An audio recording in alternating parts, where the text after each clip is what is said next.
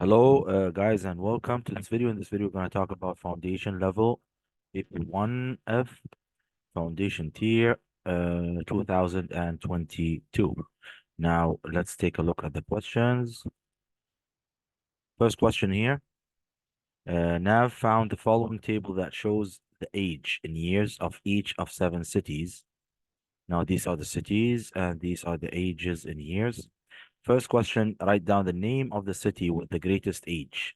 When we look at the ages here, we will notice that this one has the greatest age, which is 5,669, doesn't tip. Yes, this is the answer for the first question because it has the greatest age. Question B, write the number 2,534 in words. So you're supposed to write it in words. Now, here they don't care a lot about spelling mistakes as long as it gives the right or the right meaning. Yes. So this one is 2,000 like this, 2,000 534. You can write it like this with a comma and without 500, 100, 534 and 34. Okay. Now, next question. Write the number 2,351 correct to the nearest 10. So let's go down so we can do it. So this one is needed to the nearest 10. The nearest 10, it means this 5. So we look before the 5, it's 1. Now the 1 is small, so it means we're gonna lose the 1 and put 0 instead of it. So the answer will be, that's right here, 2350, like this, 2,350. Now, question D, work out the difference between the age of Qadish and the age of Nanjing. Now, Qadish and Nanjing, let's take a look. We need the difference. It means we're going to subtract them.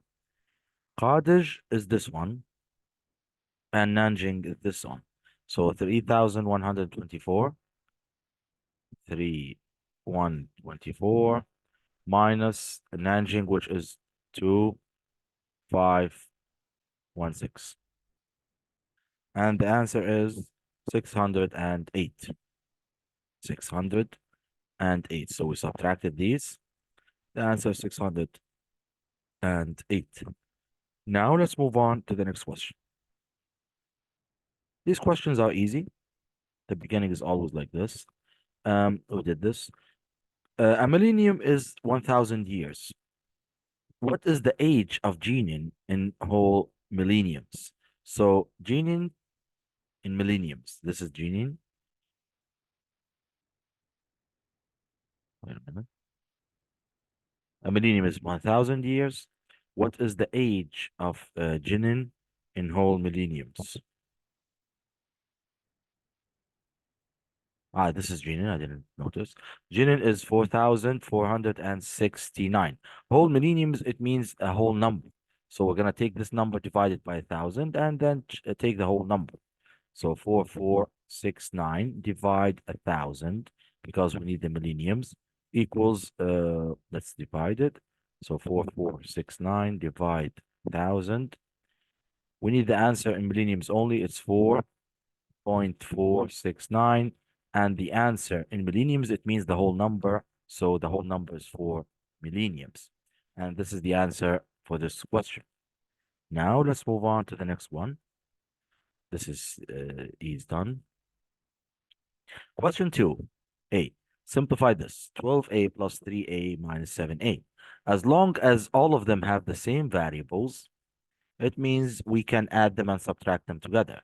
So 12 plus 3 is 15. 15 minus 7, like this, 15 minus 7 is going to be 8. So the answer is 8, 8. As we said, because they have the same variables, it means they are like terms, so we can work them out together. Now here, simplify. 8 times 3b. In multiplying, you can multiply the coefficients or the numbers and write the variables next to them. So 8 times 3 is going to be 24, and we write b next to it. So the answer is 24b. Solve c over 3 equals 9. Now, to find the value of c, it means we're going to make it the subject. So the 3 is divided by it, so I'm going to take it to the other side by multiplying So C equals 3 times 9. Let's write it here. C equals 9 times 3. It means that C equals 27. So focus on the steps of algebraic equations, and you'll understand how to deal with these. So we took the 3 by multiplying, so C equals 27. Now let's move on to the next one. Question 3. Here's a probability scale. This is the 0, this is 0.5, and 1. In a fruit bowl, there are only 3 bananas and 7 pears. Shimon is going to take at random one of the fruits from the bowl.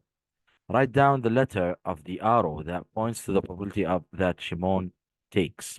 So this means what's the probability of taking a pear? Well, and you have to use letters. Is it this one, A, B, C, or D? Now, pairs are 7 out of 10. It means it's over here. So for pair, it's going to be C. Yes, most likely, or most likely, it's 7 over 10.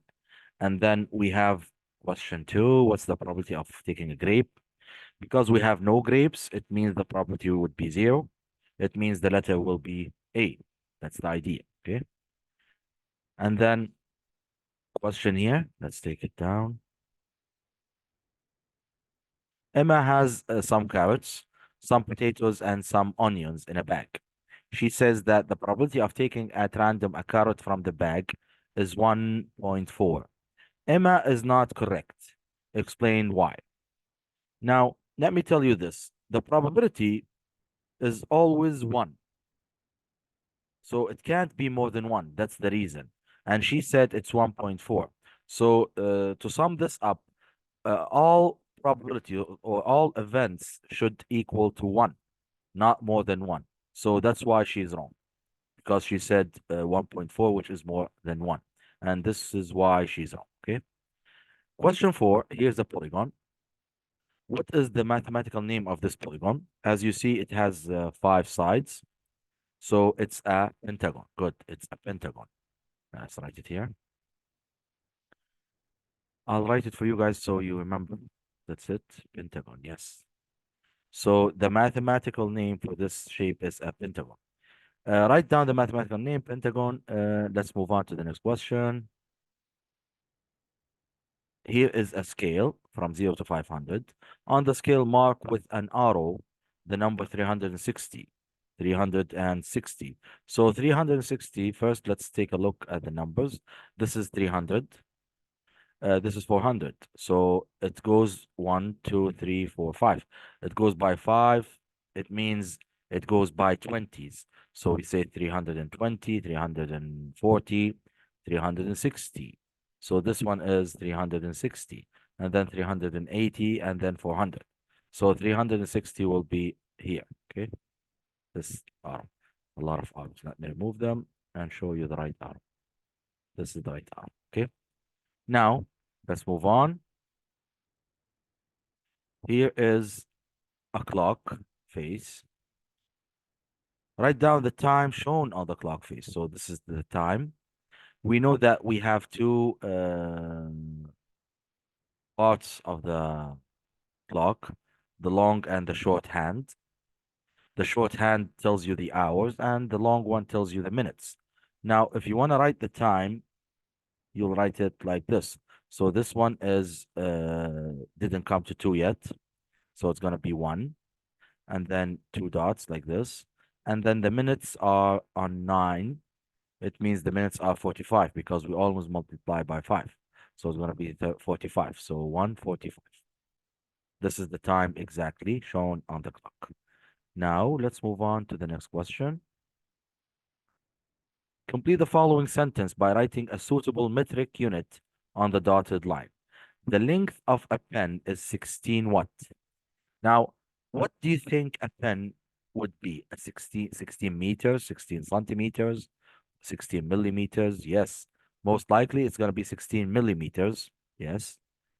Or can it be 16 centimeters? Now, let's talk about 16 millimeters. 16 millimeters is 1 centimeter, 1.6 centimeter. So this is short. It means the pen is, very good, 16 centimeters. Centimeters, yes. Meters. So the most likely option will be centimeters because it can't be meters and it can't be millimeters. So it's 16 centimeters. Now let's move on to the next question here. Here is a list of numbers. From the numbers in the list, write down an even number. So an even number is what? Let's try, make it an arrow. An even number. So we have the six. Six is an even number. Even the eight is an even number. A multiple of nine. A multiple of nine, we have 27. Good, 27. Then we have a square number. A square number, it's the 25. Good, 25. So an even number, 6 or 8. Multiple of 9 is 27. A square number is 25. Now let's go down to the rest of the questions. We need a prime number. A prime number. A prime number, we can say, let's use the arrow. A prime number, we can say the 3. We can say the 7. We can say the 11. Yes, all of these are prime numbers. And we understand what's the meaning of prime numbers. It means numbers that can't be divided anymore. Now let's move on to the next question. Let's go down. Use brackets to make the statement correct. You may use more than one pair of brackets in the statement. Now let's see. Here, you can use a calculator to do that. Here we have 2 squared plus 5 times 2 plus 3 squared equals 99. You can put it in the calculator and then try to add some brackets. Let me tell you this. If you don't use brackets, the calculator will do the multiplying first. It means putting brackets here will not change anything. It means you might need brackets here to do the addition first, or here to do this addition first, or both of them. So we're going to do it in the calculator and check. Let me use the pen. Yes. So I'm going to write the whole thing in the calculator. So 2 squared plus 5 times 2 plus 3 squared. The answer that it gave me is 23. So I'm going to try to put brackets. I put brackets between the 2 and the plus 3 squared. It gave me 59. Now I'm going to put brackets here in the beginning, as we said. Maybe both of them will need brackets to make it 99. Yes, good. So both of them need brackets. So I put bracket here to do the addition first before the multiplying. And I put another bracket here, same idea, to do the addition first before the multiply. And this is how you answer a question like this. So you just put it in the calculator and try to check which place would take the brackets. Now let's move on to question 6. Now, diagram is not accurately drawn. It means you can't use a protractor to find the value of x. So ABC is straight line. Work out the value of x. We know that straight lines add up to 180. And we already have 48. So it means we subtracted from 180. So 180 minus 48 will give me the value of x because it's a straight line. And the answer is 132. 132. So x equals 132. Focus on these straight lines, 180. Give reason or give a reason for your answer in question 1. Yes, you can say straight line angles, straight line like this. Angles. You can say straight line angles add up to 180. Add up to 180, okay? Now let's move on to the next question. Here, give reasons. We said a straight line. Question 6 continued. This is the rest of the question. We have a shape here. We have quadrilateral and a triangle. Now, CDE is an equilateral triangle. Let me show you. This is an equilateral triangle. And equilateral means all sides are the same. This are all the same. ABC, and even the angles are 60s. This is the meaning of equilateral triangles. This is a quadrilateral.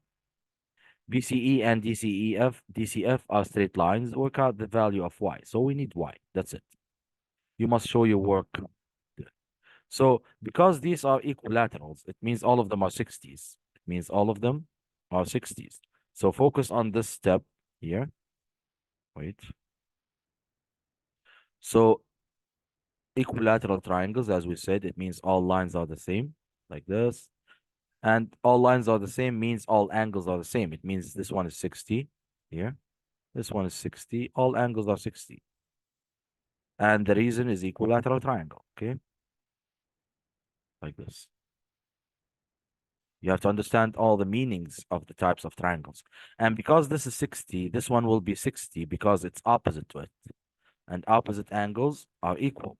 Opposite angles are equal. Now, this is a quadrilateral. When you add all the angles together, they have to be 360 because it has four angles. So I'm going to add all of the three angles here and then subtract it from 360 to find the angle y. So we're going to say 360 minus these angles added up together. So 60 plus 105 plus 125. And I will get the missing angle because this is a quadrilateral and it must add up to 360. So minus 60 plus 105 plus 125, close bracket, and I'll get 70. So y equals 70.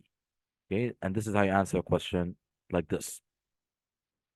So focus on the steps. Equilateral means all the sides are the same and all the angles are the same. And this means this one is 60 because it's opposite. And this means we have to add them and subtract them from 360 to find the angle y. Now let's move on to the next question. This one is 6. We did y. Okay. Question 7. Sandeep buys some flowers. He has 5,000 rupees to spend. He buys six carnations at 220 rupees each. He also buys some roses at 295 rupees each. Sandeep should receive 140 rupees in change from his 5,000 rupees. Work out how many roses Sandeep buys. So we already know how many carnations he bought, and we know each one is 220. It means we're gonna find what's the cost of the carnations. So we're gonna multiply the 6 by 220 to find the cost of the carnations. So 6 times 220 equals 1,320. So by this calculation, I found the price of the carnations. So I found it 1,320.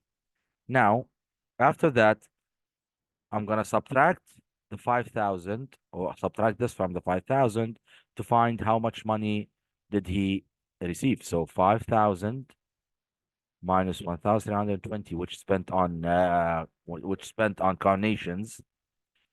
Now let's subtract them. 5,000 minus 1,320, and I'll get 3,680. So equals 3,680. This is the money that was left. Now, we talked about he got 140 back.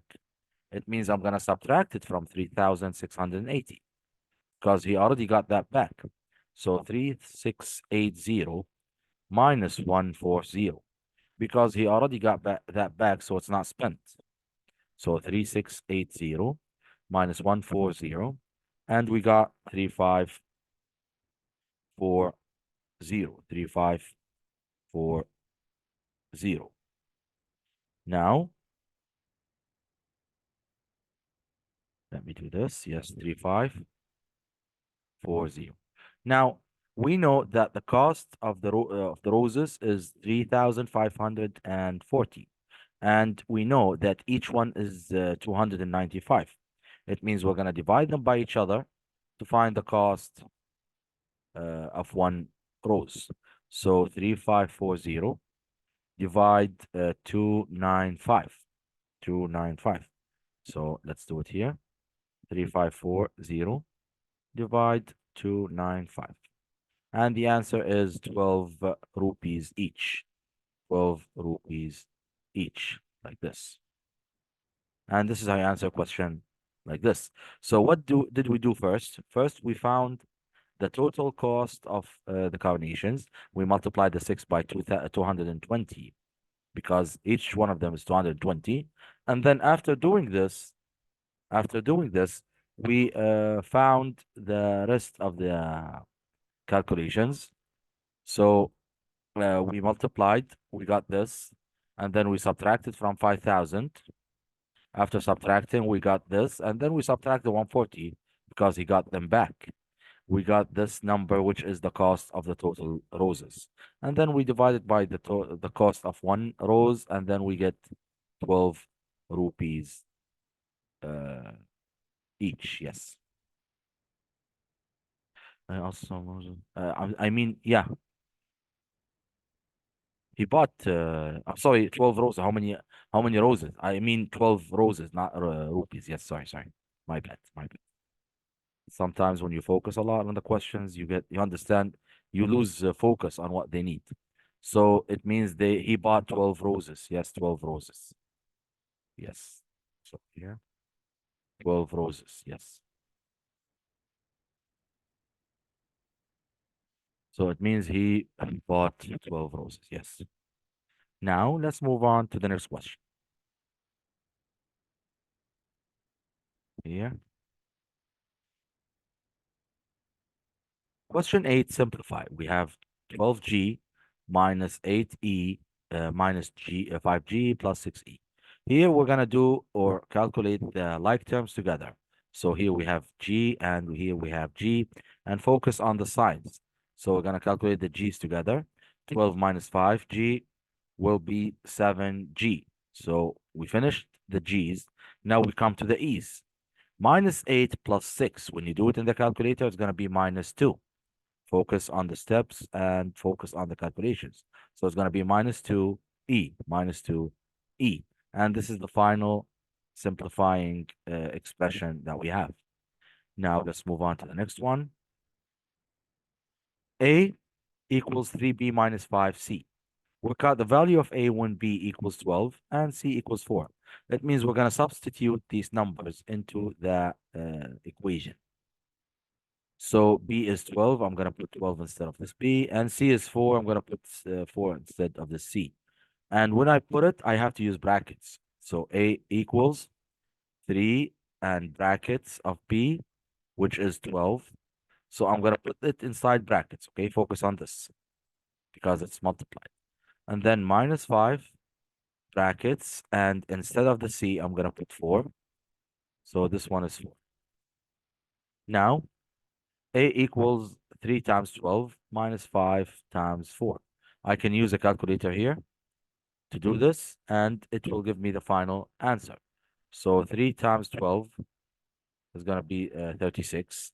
So here we have 36 minus 5 times 4 is going to be 20. Now, when you subtract them from each other, 36 minus 20 is going to be 16. And this is the right answer for this question. So we substitute the values of the variables, and then we find the value of A. Now let's move on to the next question. Question C, solve. Solve means find the value of the variable, which is P here. So here, all of them are numbers except the P. It means we're going to take all the numbers to the other side. First, we're going to start with the positive 9. I'm going to take it here. It's going to be negative 9. So 4P, like this, equals 24 minus 9. Okay, and then 4P. Now 24 minus 9, 24 minus 9 is going to be 15. So equals 15. And then the last step, because the 4 is multiplied here, I'm going to take it to the other side by dividing. So I'm going to take the 4 by dividing here. So P equals 15 divide 4. And then do this with the calculator, and you'll get the right answer. So 15 divide 4, or P equals 15 over 4. 15 divide 4. And it will equal 3.75. 3.75. Now you can write it as a fraction or 3.75. Same idea, okay? Now let's move on to the next question. Focus on the algebraic movements and focus on the steps. Let's move on. Question 9. ABC is a triangle. AB is 8 centimeters, which is drawn here. Now, they need you to finish drawing the triangle using a compass, and they give you the other sides, which is 6 and 9. It means you need the compass here to construct the triangle. Now, I'm going to take the triangle. First, let's write the information here. We know that AB equals 8 centimeters. AC equals 6. I'm going to take the information and take it to the math pad. BC equals 9 centimeters. Okay. Now we have all the information. Let's go to the math pad. First, let's take the triangle, the line here. This is the line.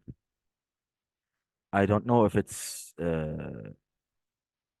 8 or not, so I'm going to take it and then we're going to check the math pad. Okay. This is the line. And then we're going to label it there AB. Okay. Should be 8 centimeters like this.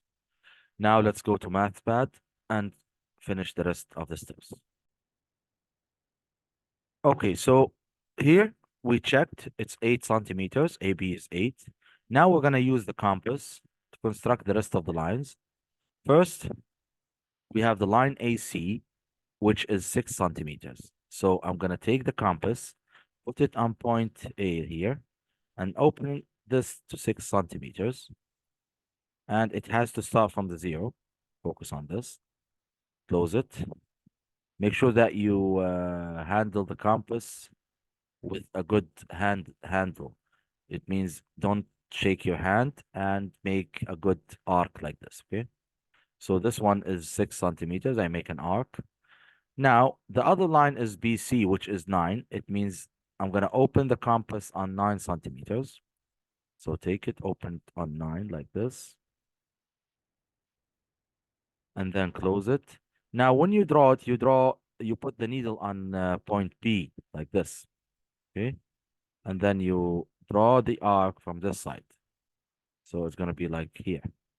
Now, the two arcs will meet in one point, as you can see. This point here is point C. This point where they meet is point C. This point, you're going to connect it to the other points. So I'm going to connect the point, this one here, and take it and connect it here. Now, you're supposed to use a ruler to connect the points, but here on the laptop, I can do it without a ruler. Now, I just have to label the rest of the points. We have C, we have this AC, which is 6 centimeters, like this, 6 centimeters. And then BC is 9 centimeters, label it 9 centimeters. And this is how you answer a question like this. Now, let's move on to the next question. Now, after you finish drawing the shape, don't erase these lines because these are the construction lines. You must leave them to show that you use the compass in the correct way. Now, let's move on to the next question.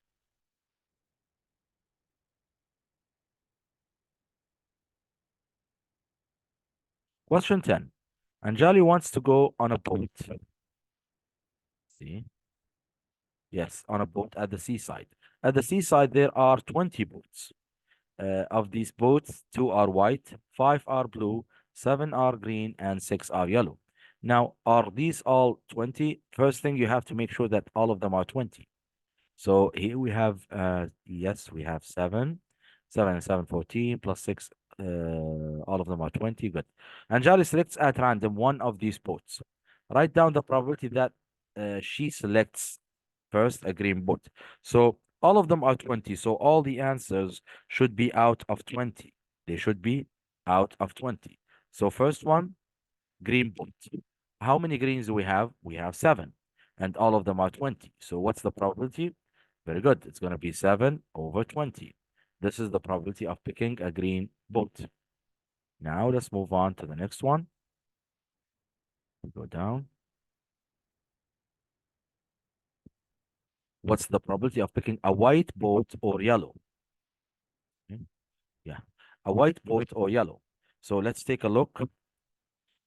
So the white boats here, the white are 2, the yellow are 6. And picking a white or yellow, it means you have to add them together. So it's going to be 2 and 6. 6 plus 2 is what? Very good. 6 plus 2 is going to be 8.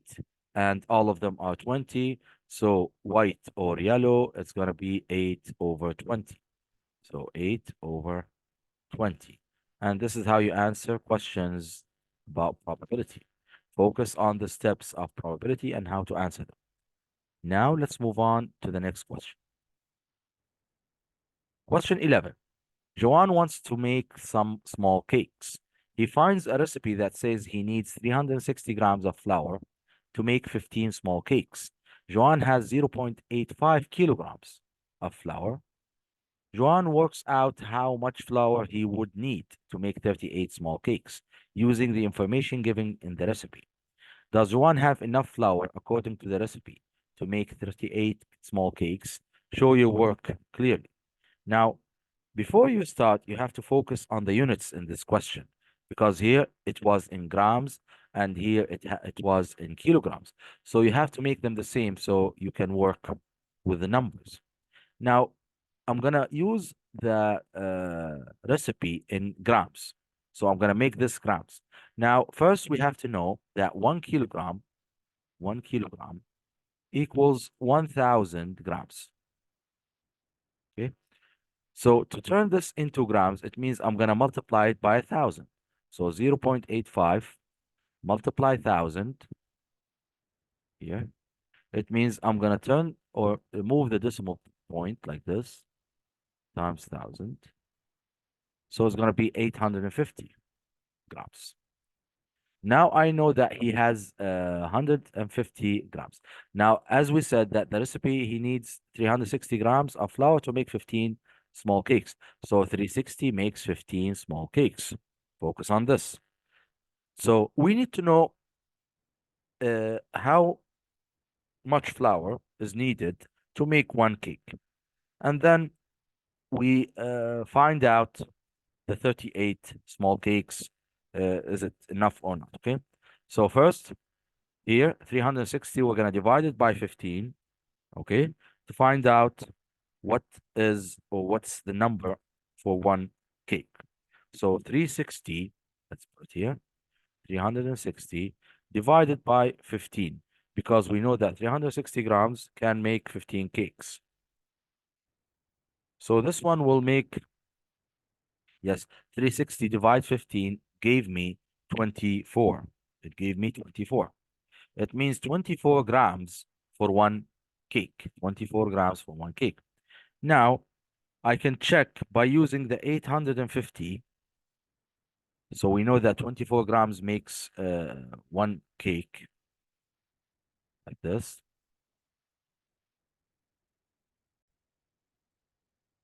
So as I figured out that each cake needs 24 grams of flour. So how did I find out that? Because I know that 360 grams can make 15 small cakes. Now I figured out how many or how much grams I need to make one cake. So one cake needs 24 grams. Now I want to know 850 grams, how many cakes do they make? So I'm going to divide the 850 grams over the 24 grams. So I'm going to say 850 grams divide 24 grams. So 850 divide 24 will give me 35.4 cakes. So this means that the flour he got, or the flour Juan got, I think it's, yeah, he got, is enough for 35.4 cakes only. It means it's not enough for 38 cake. So you say no, not enough, or not enough, yes. Okay, not enough for 38 cakes. And this is how you answer a question like this. Focus on the steps that we used. Focus on turning the units the same, making them the same, and focus on how to find one cake and using that to find the number of cakes that can be made with 850 grams. And this is how you answer a question like this.